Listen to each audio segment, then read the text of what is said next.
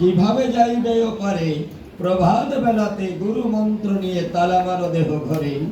লুটেরা যদি লুটে নিতে আসে গোপন ঘরের চাবি, ভক্তের কাছে রেখে দাও তাহার রাধিকা যেখানে বসি।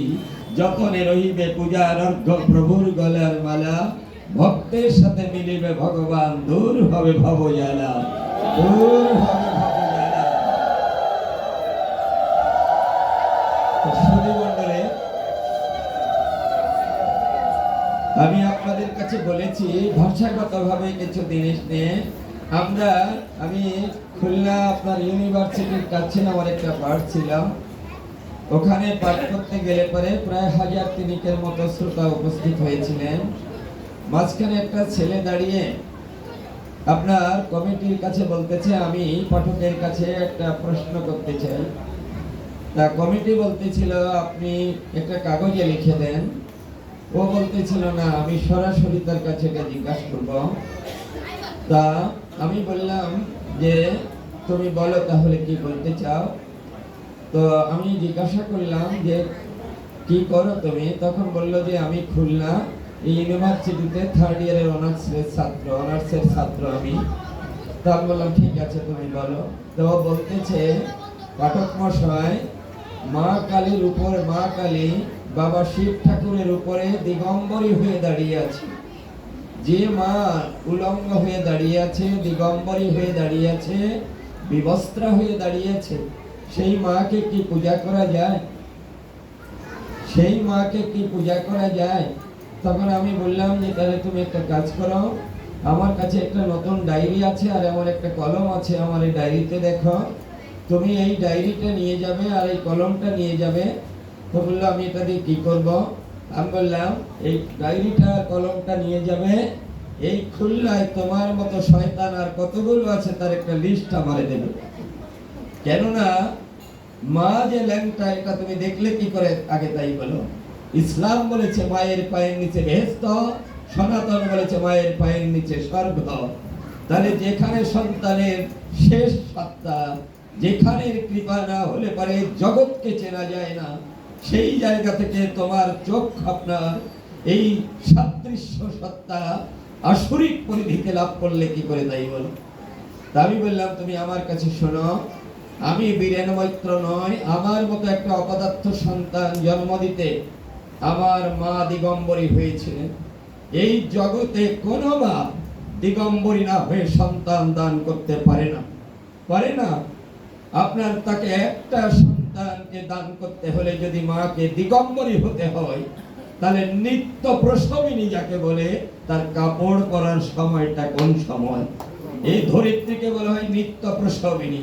পলে পলে ক্ষণে ক্ষণে আপনার সে সন্তান দান করতেছে। তাই কাপড় পরা আপনাদের আছে জানা। আপনার রামচন্দ্র যখন আপনার সীতাকে রেখে হরিণের পিছনে গিয়েছিল, এসে দেখতে পায় সীতা আপনার কোথায়, তার কোনো উত্তর নেই।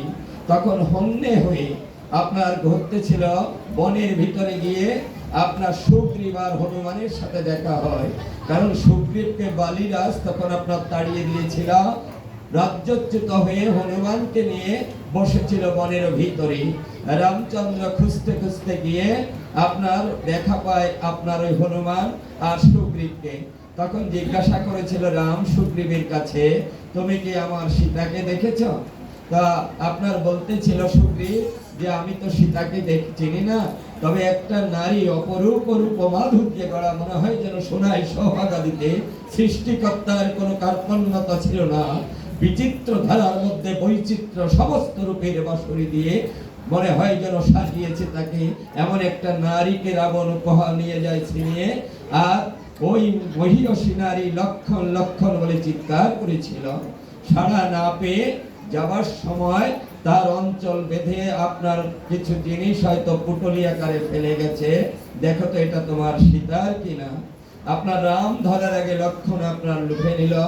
লক্ষণ আপনার ওই পুটলিটা খুলে প্রথম আপনার মুকুট ধরেছিল, মাথার মুকুট ধরে বারবার আপনার এটাকে ঘুরিয়ে দেখতে পায়, মুকুট লক্ষণ দর্শন করতে পারল না।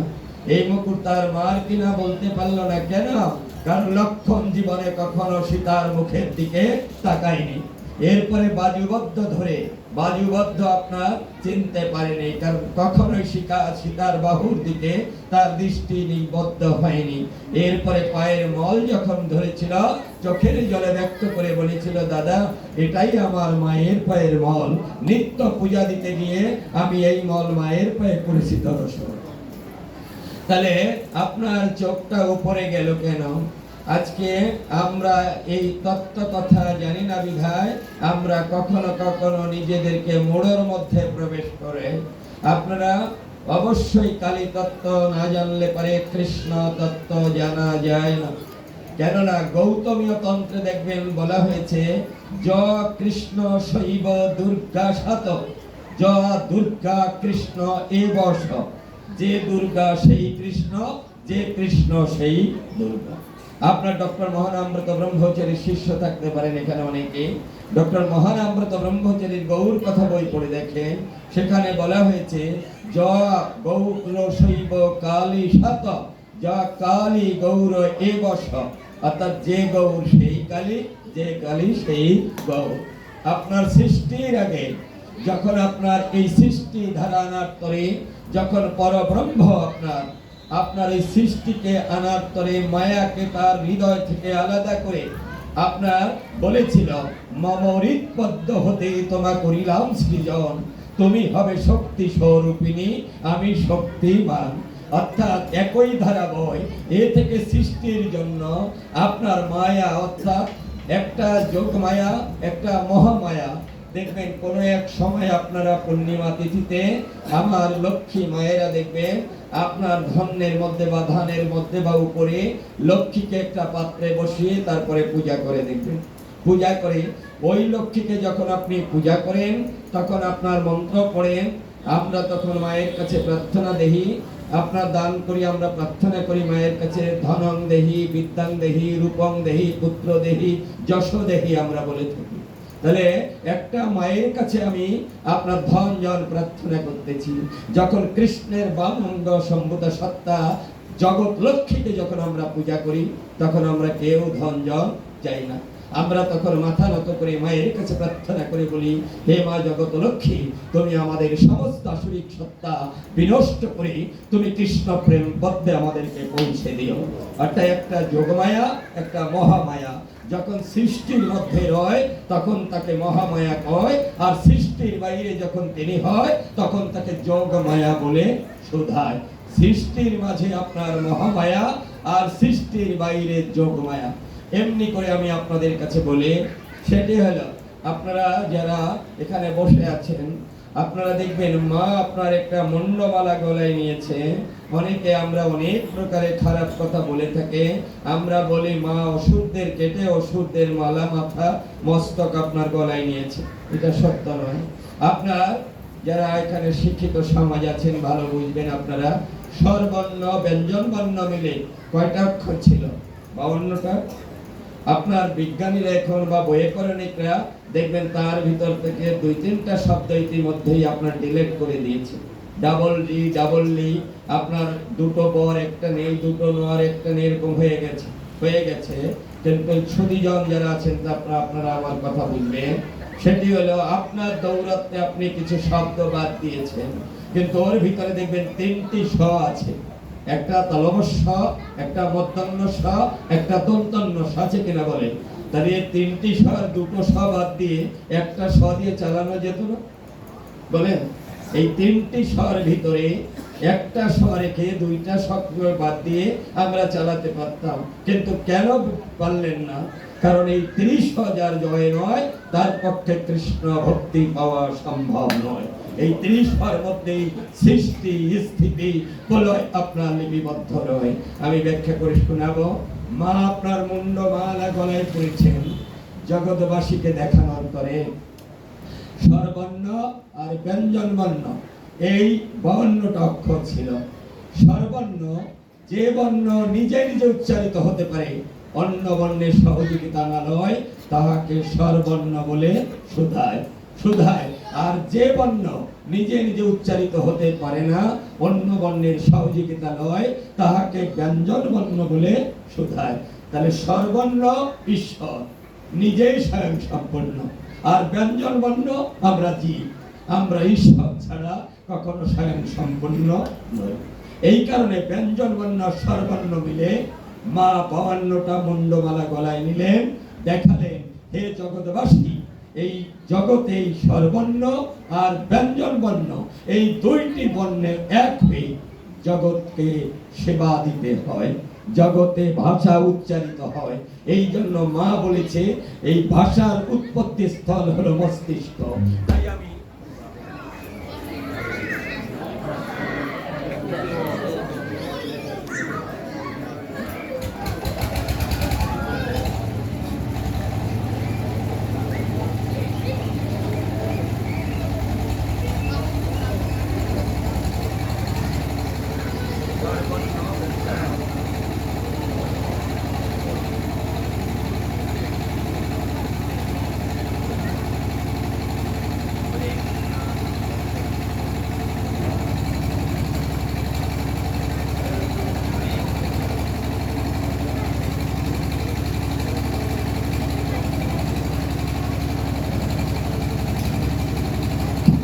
হরে কৃষ্ণ।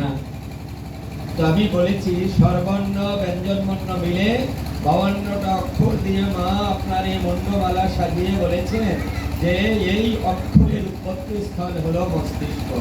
তাই 52টা মুন্ডমালা যেভাবে আমি গলে পড়েছি, এই শব্দগুলোকে এমন ভাবে তুই গলায় পড়ে নে বা হৃদয়ে স্থাপন কর যাতে কোনো আন কথা উচ্চারিত না হয়।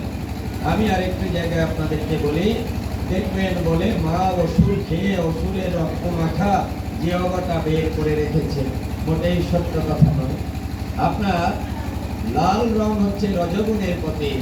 মা জিহ্বাটা বের করে রজগুণের প্রতীককে বলতেছে জীবকে ডেকে, এই জিহ্বাটা যদি কখনো আন কথা বাজে কথা পৃথিবীকে কলুষিত করার মতো কোনো ভাষা যদি উচ্চারিত হতে চায়, তাহলে সত্য সাদা দাঁত দিয়ে এই রজকে প্রতিহত করবে। অর্থাৎ এই লাল জিহ্বাটা রজগুণকে সত্য দিয়ে প্রতিহত করো, যাতে এই শব্দ বের হয়ে জগৎকে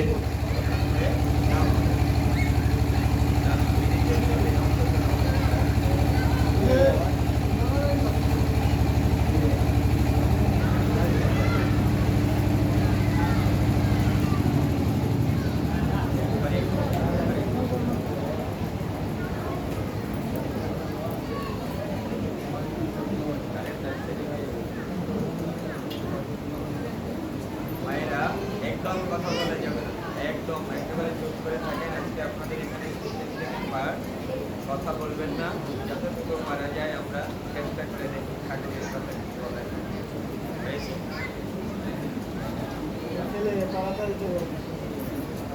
আমার ভাগ্য খারাপ না তোর এই মাইক খারাপ, কোনটা খারাপ?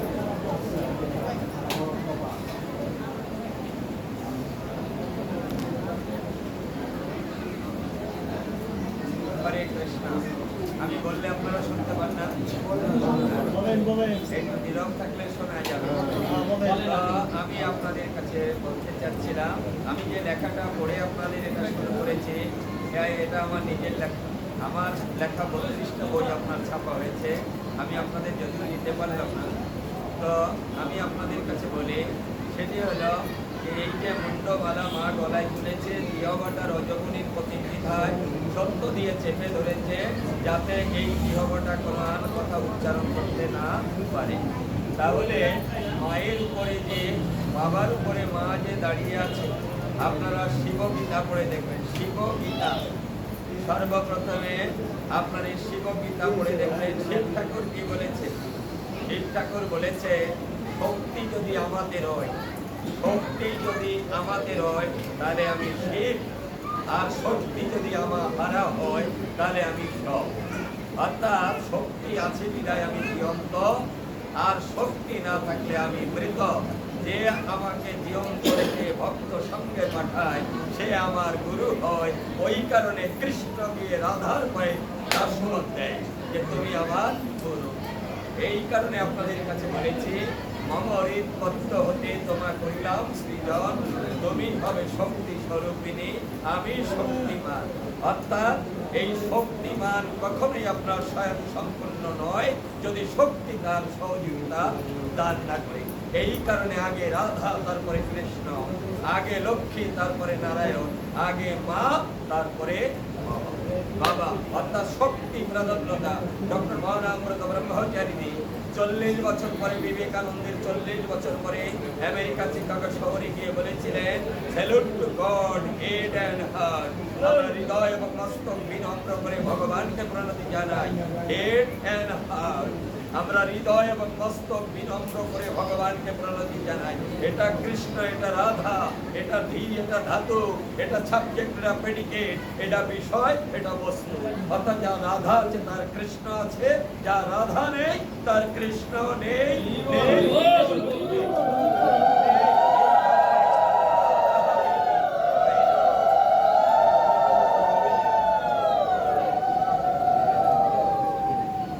আমার কমলটাই খারাপ আছে, এমনি অ্যাক্সিডেন্ট করে একেবারে মনে হয়ে গেছে। আর এই মাইক দিয়ে মেরে তুলি সকলকে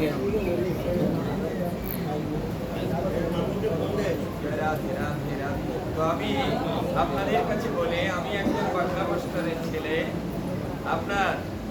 আপনাদের কাছে বলেছি 3টা স আপনার আছে ওর ভিতরে, একটা তালবস্য, একটা মন্তস্য স, একটা দন্তন্য স। আপনারা বলেন এই যে 3টি স আছে, এটা সৃষ্টি স্থিতি প্রলয় ব্রহ্মা বিষ্ণু শিবের প্রতিমূর্তি হয়। আপনারা যারা আমার ইউটিউব চ্যানেল শোনেন তাদের কাছে বলার অপেক্ষা রাখে না, তারা তো শুনেছেন। আর যারা না শুনেছেন তাদের জন্য আমি বলি, সেটি হলো যে 3টি স আছে। একটি বৈরস্যি তালিবস্য, 20 মানে কি 20 নাকি বলে? বৈরস্যি তালিবস্য 20 মানে 20। আর বৈরস্যি ভেঙ্কটেশ বা মধ্যপ্রশ 20 মানে কি গরল। বৈরস্যি তালিবস্য 20 মানে 20। বৈরস্যি ভেঙ্কটেশ 20 মানে গরল। বৈরস্যি দন্তপ্রশ মানে কি? আমি দুটো বলেছি, একটা আপনাদের কাছ থেকে আমি জানতে চাই। বৈরস্যি তালিবস্য 20 মানে 20, বৈরস্যি ভেঙ্কটেশ 20 মানে গরল, আর বৈরস্যি দন্তপ্রশ মানে